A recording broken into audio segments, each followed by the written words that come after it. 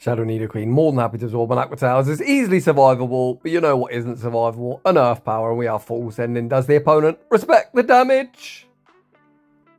Welcome back to the channel. Don't worry, you haven't woke up in 2021, although we are taking a look at a team that was once upon a time meta way back in Season 8.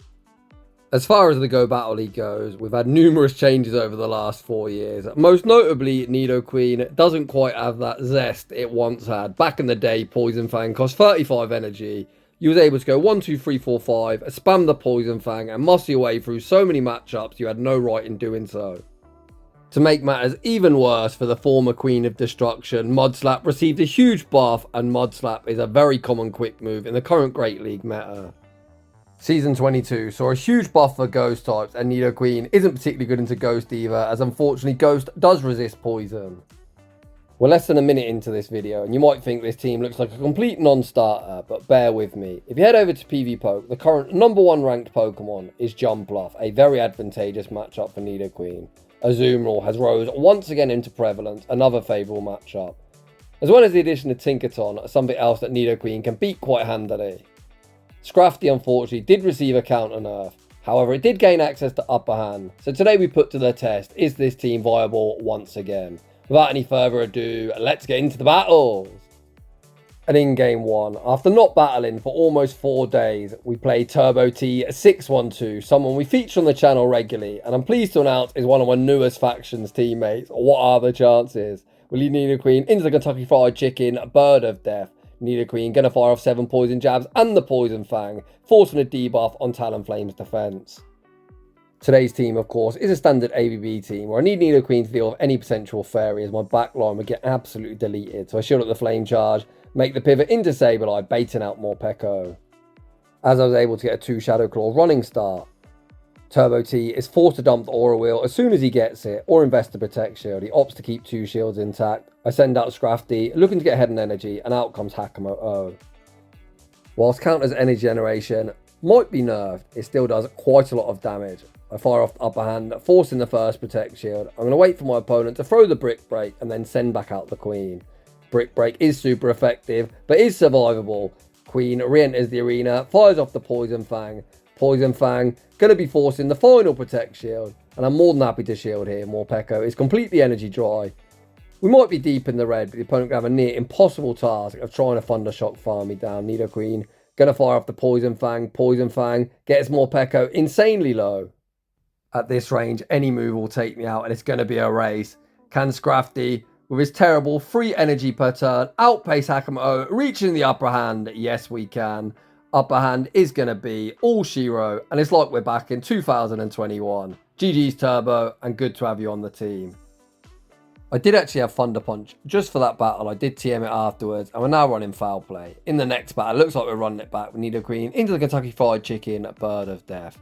Back in the day, Nidoqueen was such a menace, because in matchups like this, it's an easy win in the 1 shield scenario. Just look at that poison jab damage.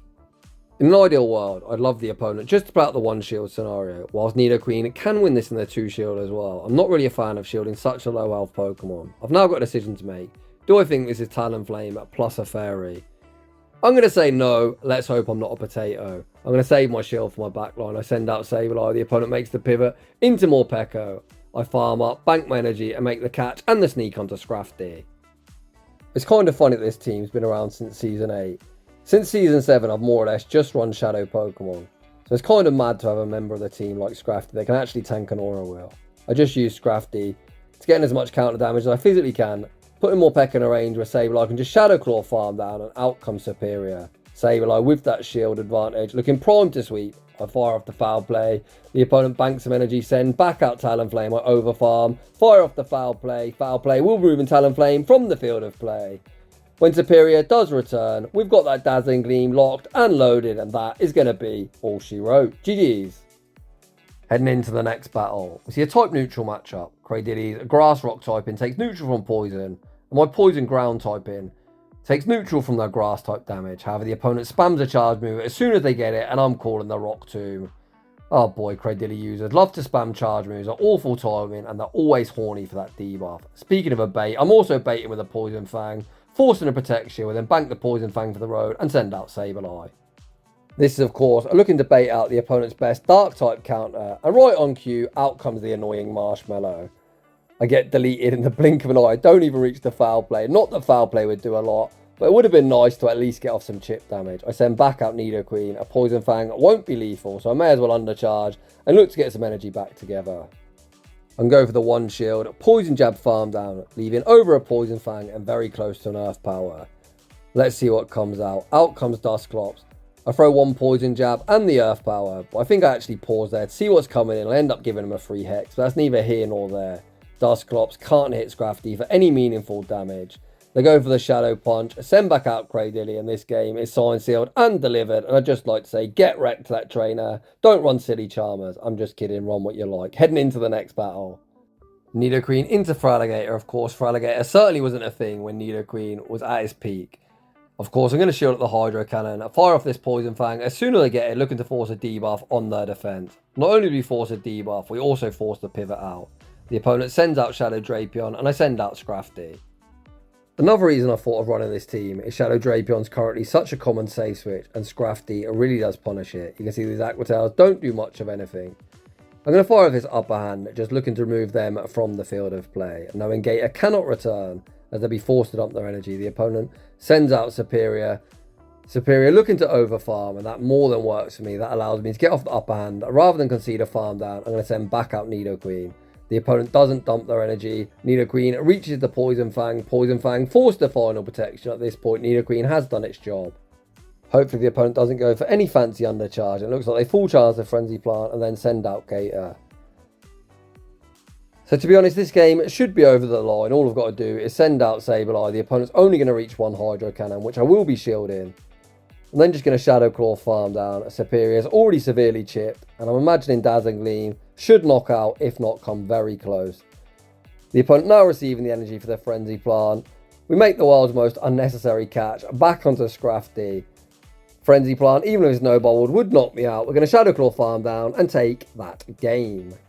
Heading into the next battle, well, that's a yikes lead if I ever did see one. Despite the opponent not running Powder Snow, you don't want to stay in that matchup. My Poison Jabs are double resisted, and the opponent far outpaces them super effective Ice Punches or a Drill Run if that's the route they want to go for. We save switch into Sableye, tank the Ice Punch, fire off the foul play.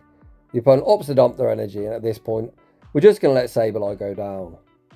Of course, even from that range, I still can't double resisted Poison Jab farm down, so I'm going to fully wait out my clock and send out Scrafty. The opponent concedes the farm down. At this point, I'm quite worried. They've probably got a good answer for a Dark type. Out comes Grumpig.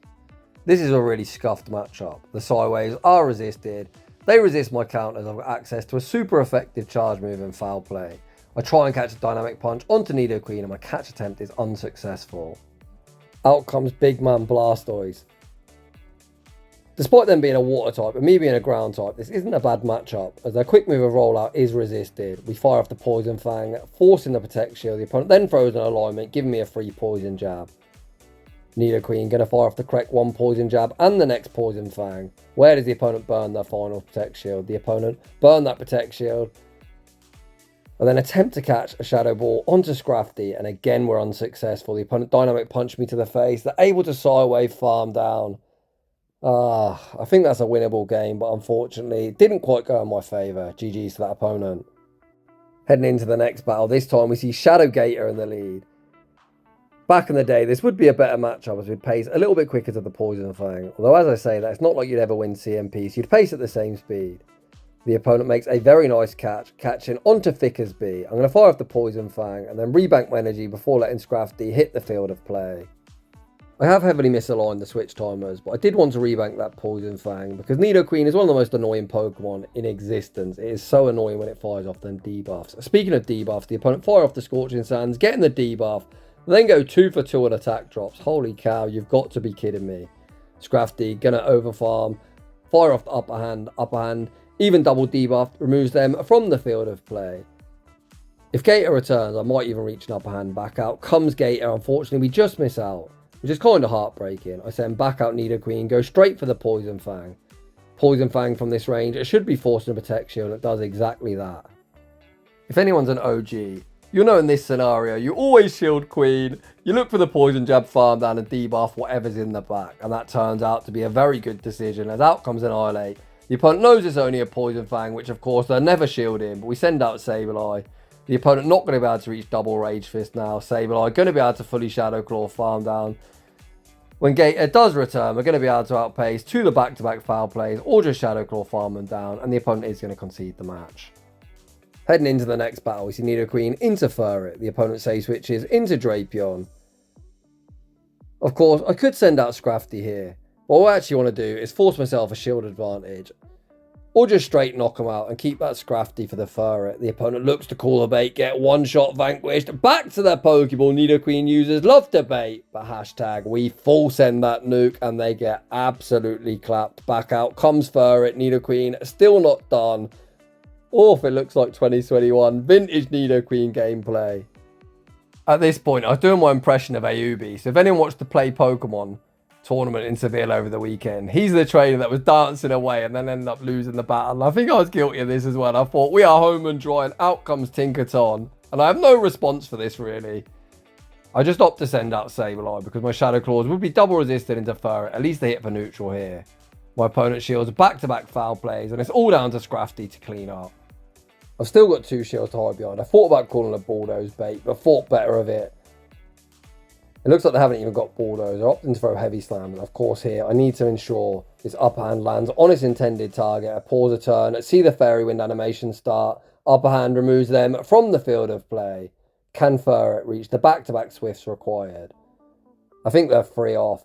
1, 2, they don't get there. Scrafty able to counter farm down, and we take that game. Heading into the next battle, disastrous lead. I do go to my hard counter of Sableye, but this team has a designated safe switch. I always go to Sableye. I think Sableye in general is just objectively better than Scrafty. Out comes Wigglytuff, and I already think this is going to be some kind of nonsense triple fast move pressure team. Nidoqueen is going to get a very nice Poison Jab farm down, but is going to have to tank an Icy Wind in the process. Icy Wind is survivable. However, it does put me in a range where only maybe 2 or 3 Mud Slaps will knock me out. I instantly pivot into Scrafty. And it looks like I'm about to get very annoyingly debuffed. The opponent fire off the Rock Tomb.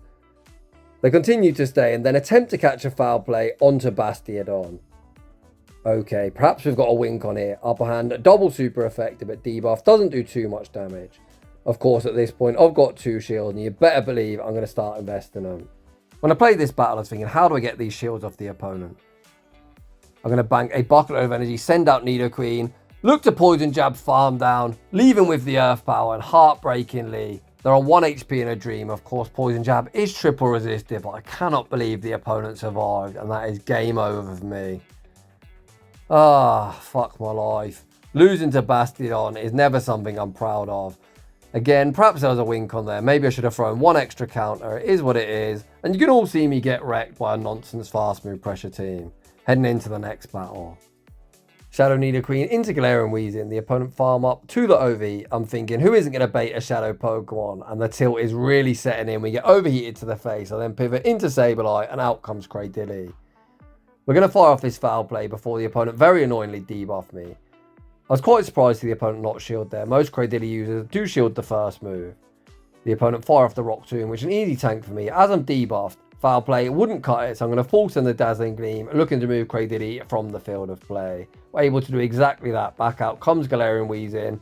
Galarian Weezing able to fully Fairy Wind farm me down. We go straight for the Poison Fang. The opponent actually make a catch onto Jellicent, and that actually works for me. I'm going to send out Scrafty, foul play. For a Pokemon like Scrafty, that's pretty bulky to be honest, it doesn't do much. But now they're 1 stage debuff, they're probably quite close to foul play range. The opponent has 2 shields. Where do they invest them? We throw 1 counter and the foul play. Foul play goes unshielded. I'm not in surf range. And I've already seen a wink on. I think just saving 2 shields to Nidoqueen and trying to fast move beat down everything. I actually panic throw the wrong move here. Of course, you want to go for an upper hand as they've got a 30% chance of a defense drop. But regardless, we force a protection. Nidoqueen comes in, rapidly running out of HP, but Poison Jab going to register before the Hex. We Poison Jab farm down a Ghost type, and despite me being a potato, throwing the wrong charge move, we escape a very narrow victory. Heading into the next battle. Shadow Nidoqueen into Dragonite. The opponent say switches into Lapras. As switch takes a turn, we're going to be able to outpace to the Poison Fang. Poison Fang goes unshielded, and this sets up the opportunity for Scrafty to fully counter farm down. Scrafty usually wouldn't be very good into Dragonite, especially now Counter's energy duration is atrocious. We've managed to get a huge energy lead. Dragonite is very, very glassy. Whilst Foul Play won't be the best move, it's going to look like a decent move. When Shadow Dragonite is on the receiving end, Foul Play lands. The opponent is going to have to throw as well, Trainer. You aren't going to be able to Dragon Breath farm down. The opponent tries for that farm down. At this range, we are going to throw the up hand, recognise the opponent, likely shield, wanting to keep the energy, and we get the debuff. That only means one thing. They're in one poison jab range. Jamie Finn, you absolute degenerate. I'm going to shield up the Dragon Claw, look to debuff whatever's in the back. Ah, it's Clodsire. Fuck the debuff, full send the nuke. Does the opponent respect the damage? No balls, Mr. Opponent. However, we force the final Protect Shield and Sableye hits the field of play. I think today, even by my own very low standards, my potty mouth is running away from me, so no doubt someone will report this video and I'll have another one demonetized. But do I care? No, I don't. Returning to the commentary, Sableye reaches the next foul play, gonna get them insanely low. I've still got a shield to hide behind. I'm gonna invest it here. Switch timer's up. Do I need to catch? Of course I do, because I don't like Clodsire. We catch the Stone Edge, back onto Nidoqueen, and that's going to be the final nail in this opponent's coffin. GG's, and thanks for playing. Heading into the next battle, we see Nidoqueen into Shadow Gator. We've seen this one play out time and time again. Not too bad, especially when shields are in play. The opponent actually allowed me to fire off the Poison Fang first, which more than works for me. Look at this poison jab damage. It is absolutely disgusting. The opponent farm up to the double Hydro Cannon. I'm going to shield one, look to catch one. We actually get denied there coming in. Come on, Niantic or Scrafty, fix this bloody game. It is so frustrating. The opponent then sends out more Peko. I'm going to commit to the Gleam. The opponent recognises we receive the energy for the Gleam and are forced to dump energy. They go for a Psychic Fang that remove me from the field of play, and now they turn into the Dark mode, which means Scrafty going to do a pretty good job of walling this energy. Scrafty hits the field of play. A Dark Aura will, even resisted, I'll probably do half my health. They actually go for the Psychic Fangs. Why? I'm not entirely sure. Switch timers are slightly misaligned. The opponent sends out Jumpluff. I send out Nidoqueen. I'm going to invest a Protect Shield and look to keep over farming. Gator is still alive, but nothing more than a sacrificial swap. As the opponent's timer's up, I pause a turn. The opponent looks to tank the first charge move, which they're unable to do. Nidoqueen dominates Pvpokes, a #1 ranked pick, and we take that game. Heading into the next battle, we see Feraligatr in the lead. A Steel, a double resist Poison. Not a particularly good matchup, despite them being a grass type for a Nidoqueen. So I say switch into Sableye. The opponent fire off the Power Whip and then send out the Kentucky Fried Chicken Bird of Death. Sableye fires off the first foul play, forcing a Protect Shield. I'm going to reach one further foul play that should do a very solid dent in their HP. We managed to get them down to around the half health range. I'm going to send out Nidoqueen and look to use it as the damage sponge. Nidoqueen reasonably bulky, even as a shadow, hence it wants Reign Supreme. The opponent actually go for the Flame Charge. I'm able to Poison Jab farm down, leaving insanely low. I bank the Earth Power and send out Scrafty. The opponent then sends out Skeledirge.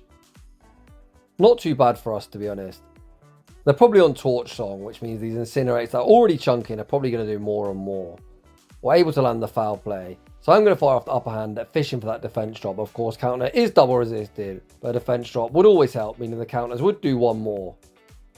The opponent's actually on Disarming Voice, which certainly works for me. This means the opponent has no ability to vamp up that Incinerate damage. The opponent then pivots out into Feraligatr. I thought they were 2 off, but they're actually 1 off. Where did I miss a Bullet Seed? So I watched this battle back. I only actually saw 1 Bullet Seed, but if you look at my health on Scrafty, we did tank 2, so that miscount means we're going to end up taking a heartbreaking loss. GG's to that opponent. Heading into the final battle of today's video, we see Nidoqueen into Dunsparce while the rollouts are resisted. A drill run would do quite a lot, but one is survivable and never really in danger of getting rollout farmed down. I'm going to full send the nuke, looking to do maximum damage.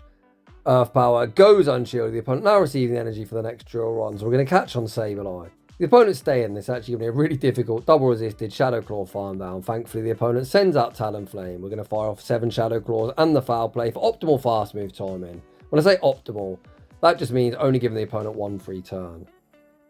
I don't often shield low health Pokemon, but I'm kind of obliged to here as Nidoqueen is super low and Scrafty doesn't have a great matchup here, so I need to either guarantee the final protection or get off some chip damage. We land the foul play, potentially able to Shadow Claw farm down. Unfortunately, the opponent Incinerate farms me down instead. I'm going to send out Nidoqueen, just absorb the charge move, and hope Scrafty is good against whatever's in the back. Scrafty hits the field of play, gets a 1 count, a running start, and out comes Gator. My only lose con is the opponent able to make a catch. They go for it unsuccessfully, and we're home and dry. We fire off the upper hand. The opponent tanks the first one. We're going to counter farm down and end today's video with a big fat dub. GG's, and thanks for playing. And that is just about going to wrap things up for today's shoutcast. So, in 2021, this team was here, there, and everywhere. That was way back in Season 8.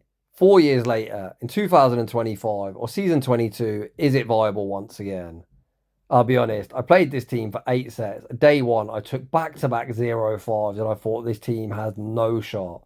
As I played it more and more, I was able to get some wins. I kind of broke even overall. I think Nidoqueen and Scrafty kind of have some niche play, but unfortunately the meta just doesn't suit them. But I had fun running it regardless. So if you're enjoying the content, smash that like button if you're new. Consider subscribing if you like your battles featured on my channel. A link to our battle submission form is down below. And as always, a huge thanks to everyone for watching. And I'll see you all in the next one.